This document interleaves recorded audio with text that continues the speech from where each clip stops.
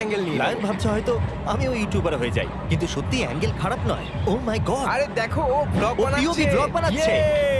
বলছে hey guys welcome back to my blog. আজ আমরা গোটা জঙ্গল ঘুরতে বেরোবো। ব্রো কতটা চান্স আছে এরকম কিছু হবার? লায়ন বেকায়দায় ক্যামেরাটাকে মাটি থেকে তুললো, ওটা ভেঙে দেওয়ার বদলে দারুণ কিছু ফুটেজ ক্যাপচার করলো। আমি লায়নটাকে কিনতে চাই। কি অদ্ভুত ব্যাপার তাই না? ন্যাশনাল জিওগ্রাফি এরকম ডকুমেন্টারি বানানোর জন্য কত টাকা খরচা করে, তার জায়গায় একটা সিংহকে ক্যামেরা দিয়ে দিতে পারে, তাহলেই হয়ে হ্যাঁ, যাবে। এটা কিন্তু ঠিক। এটা সত্যি দেখার মতো দুর্দান্ত একটা জিনিস। এখানে একটা গোপ্রো আছে। কি চলছে এখানে? শার্ক মিউজিক নাকি? হ্যাঁ, শার্ক মিউজিক।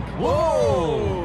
ওই শার্ক বলছে কেমন আছো বন্ধু। হয়তো ওরা দুজনেই ঘাবড়ে গেছে খুব। তুমি দেখলে শার্কটা কিভাবে চোখের নিমেষের মধ্যে উধাও হয়ে গেল? এখন সামনে থেকে শার্কটা দেখা যাচ্ছে আর এখন উধাও। কখনো ভেবেছো শার্ক কি করে মুভ করে? এইভাবে সত্যি ওদের লেজটা জলের মধ্যে ফ্ল্যাপের মতো কাজ করে আর সামনের দিকে ঠেলা। ল্যাব থেকে মনে এলো, কি দারুণ তাই না? Next clip.